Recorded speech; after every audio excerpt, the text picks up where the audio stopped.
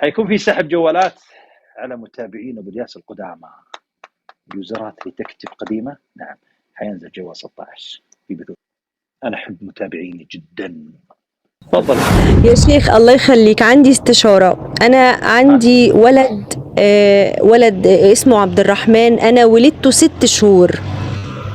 الولد اتولد 6 شهور. طيب هو دلوقتي عنده 10 سنين، بس يا شيخ مش بيتكلم. طبعا مرينا بمشاكل طبية كتير، بس استفساري من حضرتك، لأنه في حد قال لي في مصر، أحد الشيوخ يعني، قال لي إن الولد ده متأذي من وهو في رحمك بسبب يعني أنا اللي كان عندي مشكلة في الرحم، أذية روحانية يعني، والولد أخد مني الأذية وقال لي شوفي أنا ممكن. اتفضل. شوفي بعضهم يخبص وتوقعات، فيخرص ترى أذية عندك وكانت في الرحم وانتقلت من الرحم للجنين، ويهبد ويجذب ويحط وينزل. تركيك من الكلام هذا. بس إذا أنا إنه عايزة مثلا أقول تعبان، لحضرتك اقول لحضرتك ان انا كان عندي فعلا مشاكل، وعندي 7 اسقاطات قبل الولد ده. 7 اسقاطات. فانا خليني لما أسألك قلت. سؤال. أسألك سؤال، اتفضل. مم. هل لما رحتي للطب قالوا عندك إشكال في الرحم؟ لا، عملت كل التحاليل قبل مولوده اثناء الاسقاطات دي، قالوا لي مفيش حاجه طبيه. أوصيك بالرقية الشرعية. أوصيك بالرقية بس الشرعية. يعني أوصيك بالرقية. بلاش اروح لحد قال لي انه نقرا عليه لانه متاذي من وهو في رحمك. طيب خليه يقرأ عليه، نشوف إذا كان في مس.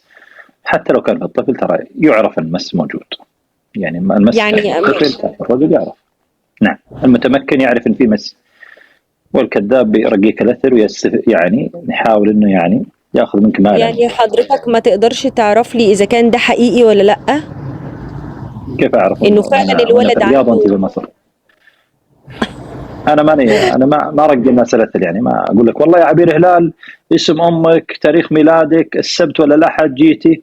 طيب أنت كذا أنت عندك ألم في أسفل الظهر، ألم نعم إذا جلستي تكيتي على الجنب يدك تعورك ورقيك الأثر. طيب يدك تعورك إذا تكيتي أكيد ترجعك، واذا هي طولتي فعلا في الجلوس اسفل الظهر يتعبك. بس هم شوفي لا بعطيك هي. سؤال. الم اسفل الظهر والم في السيقان والم في الركبه واسفل الراس فيه تحسين شيء ما ادري ايش، هذه كلها عند النساء. الم يعني ناحيه البطن شوي تحت، كل النساء اول ما تجيها الدوره اجل الله مسامعكم يكون في الم. الم احيان يعني يشد عندك. طيب هذا الم موجود، اغلب النساء عندها هذه الالم. فهؤلاء الكذابين خلاص حافظين هذه الاشياء. يقول لك الم اسفل الظهر، اول خطوه دائما خذوها قاعده، اذا قال لك الم اسفل الظهر ترى هذا اول سؤال. طيب قل له لا. اذا قلت له لا يقول لك ها. طيب اكيد اسفل في الراس اسفل شوي. ها اكثر حريم من رؤوسها توجعها. عينتوا مره راسها يوجعها. من اللي معنا 3000 الان بالله يكتبوا خواتنا اللي معنا في البث بروسكم هي ما اللي يعدي يومين راسه سجعت، يا من عيالي يصيحون يا من منا يا من ضيقت منا يا كله ابدا. ترى احنا هذه حالاتنا، هذول حريمنا. فانا نصحت بين اخوتي في الرقيه الشرعيه، هذا واحد. وانصحت ان يكون في شخص من اهل السنه والجماعه رجل صادق مع الله تبارك وتعالى يترك عنها التخرصات ويقرا عليكم يقرا على طفلك، واسال الله لك الشفاء يا رب.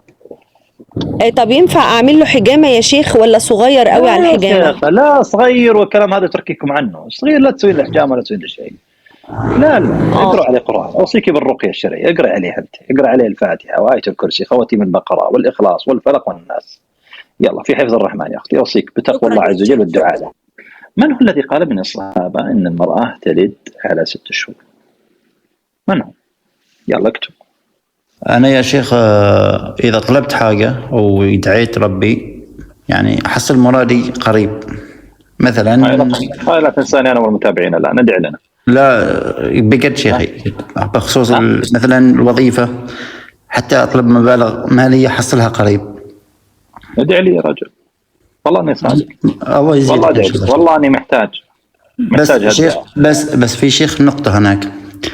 النقطة هي اني ما اقدر، لان انا كاتب استشارة، هو المفروض حلم، بس انا حلمي يتكرر في الشهر 2 3 مرات، اللي هي عبارة عن اني ارجع ادرس مرة ثانية. يعني تقريبا في الشهر 2 أو 3 مرات. يعني وأنا كبير، يعني نفس كبير الحين، أنا عمري 35 سنة، أرجع أدرس ألف وباء وتاء وثاء بس. يعني حلمي هذا بس يرجع، يعني في الشهر تقريبا 3 مرات 4 مرات. تقرأ إيش؟ بس أقرأ من السبورة، يعني يعلمني معلم يقول هذه ألف وهذه باء وهذه تاء وهذه ثاء. بداية الحياة، أو 4 أشياء أو 3 أشياء في حياتك في حفظ الرحمن. يا أختي، هل غيث اسم رجل ولا امرأة، ولا يطلق على الرجل ولا المرأة؟ أجيبين. غيث اسم رجل. نعم. هلو، السلام عليكم. وعليكم السلام. تسمعني يا شيخ؟ جيدا. تسمعني؟ أسمعك، بس الظاهر أنك ما تسمعين. لا أنا أسمعك كويس. طيب وراك تكررين، تفضلي. طيب أنا عندي استشارة يا شيخ. أول شيء أنا بدأت أحفظ في القرآن الكريم، أصلا كنت معلمة، وأنا في جنوب المملكة، أنا سودانية. أنا في حوجة إلى العمل، بس يعني بدأت أحفظ القرآن الكريم، وما حبيت أقطع حفظ القرآن الكريم عشان أشتغل. يعني في نفس الوقت أنا محتاجة إني أصرف على نفسي وعلى عيالي، يعني لأن وضع أبوهم المادي ما يمنع أنك تشتغلين وتحفظين وتراجعين، ما يمنعك. بس ما أقدر أنا، يعني صح ما تسمح لي إني أشتغل. لأن القرآن يعني الواحد لازم شبه يتفرغ لحفظ القرآن. لا مو يتفرغ. طيب أنا بعطيك طريقة تحفظين فيها. كم عندك في الوقت باليوم تسمع؟ كم؟ أعطيني وقت فراغك كم؟ 10 دقائق، ربع ساعة، كم؟ والله ممكن يكون ساعة أو أقل من ساعة، لأنه أولادي ممتحنين. أنا أبغى في اليوم، طيب اسمعيني، أبغى في اليوم ربع ساعة فقط. طيب. وأبغاك تحفظين كل يوم في الربع ساعة فقط. الربع ساعة دي إذا انتهى حفظك. إذا عندك العمل باليد وليس باللسان، أراجعي وأنت تعملين. بمعنى الربع ساعة تراجعينها يومك كله، أي ما ينتهي يومك إلا مراجعتك في الربع ساعة، أصبحت مدة 2 إلى 3 ساعات مراجعة حفظ الجديد. أيوه. والساعة الأخيرة مراجعة حفظ القديم. أنا أجزم أنك حتصبحين أكبر متقنة. طيب يا شيخ، هذا ما يتعارض مع قول الله سبحانه وتعالى في المعنى الحديث القدسي: يا ابن آدم أنا تكفلت برزقك، أنت تفرغ لعبادتي. لا ما صحيح. الأسباب يعمل بها الإنسان أبدا. هذا في أمور يتبعونها بعض الفرق موجودة في السودان. نعم، هذه لا ننصح بها، احنا نعمل ونسأل الله تبارك وتعالى الرزق ونتخذ بالأسباب في حفظ الرحمن يا أختي. طيب يا شيخ، ممكن تعمل لي إضافة؟ عندي أمور خاصة ما أقدر أقولها على البث. شوفي المشرفة تواصلي معها. النساء لا أرغب التواصل مباشر. السلام عليكم. عليكم السلام ورحمة الله. السلام عليكم شيخ. يعلمك. عليك السلام. اسمح لي بس، أمس ضربت سبا وجاي اليوم عندي. قلت لها ليش أمس شو صار؟ قالت والله أنا شديت شعرها. قلت طيب مو حرام تضربي نفسك؟ قالت لا ترى يا بابا أنا بستها. على طول غيرت الموضوع. سام محمد. الله يحفظك يا شيخ. يا شيخ، بدي استشيرك في موضوع المس، انه في عندي اعراض مس مثل رجفة في الجسم، عندي تقاعس عن العبادات عن الطاعات، مع انه يعني بحاول قد ما اقدر. إذا ماذا قالوا العلماء؟ اذا عملت الروح لا تكل الجوارح. اذا شفت فيك ضعف عن العبادات فاعلم انك ارتكبت بعض المعاصي التي تليمت واجتمعت على القلب، وراجع نفسك. شيخ، اما اذا كان في مس. نعم. اما اذا كان في مس يمنعك من العباده وانت على طاعه، نعم اذهب الى ضاقي لعله يقرا عليك. يعني شيخ، مش العبادات المفروضة، العبادات التطوعية مثل النوافل، قيام الليل، نعم. حفظ القرآن. الله يسلمك. حافظ على أركان الإسلام، على الصلاة والعبادة والزكاة، حافظ عليها، وما تبقى اسع اجتهد.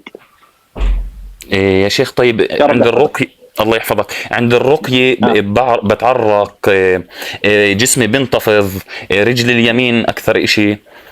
اللهم صل على سيدنا. ما قلت لك اختصرت لك. رحت الحين أنت تنتفض. الحين فيني رجفة كذا. طيب وارتباك. أروح الراقي. خلاص روح الراقي. رحت واحد حكى لي بدك تتأقلم مع الموضوع، يعني بدك تتعايش. لا ما في تأقلم، لا مو صحيح، لا مو صحيح. روح لغيره، ما وقفت الدنيا عليه، روح لغيره. إن شاء الله تعالى.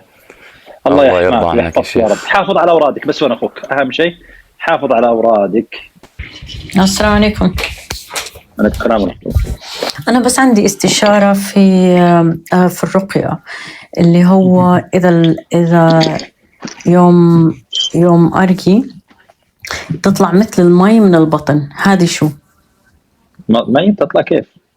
كيف العرق يطلع من الجسم؟ يصير فيها ضربات في البطن بس يطلع مي من البطن. لا تلقي بالا. واصل يعني رقياك، واصل على أذكارك وحافظ الله. لا تلقي بالا. إحنا لو كل شيء تكلمنا عنه، شفت اللي قبل شوي طلعت معناه لو قلنا لها اللي شفتيه جني وهذا خافت. أيوة. إحنا نهول على الناس، ما نخوف الناس. معاي أختي؟ لا تلقي بالا. واصل على رقياك. أسأل الله أن يحفظك في حفظ الرحمن.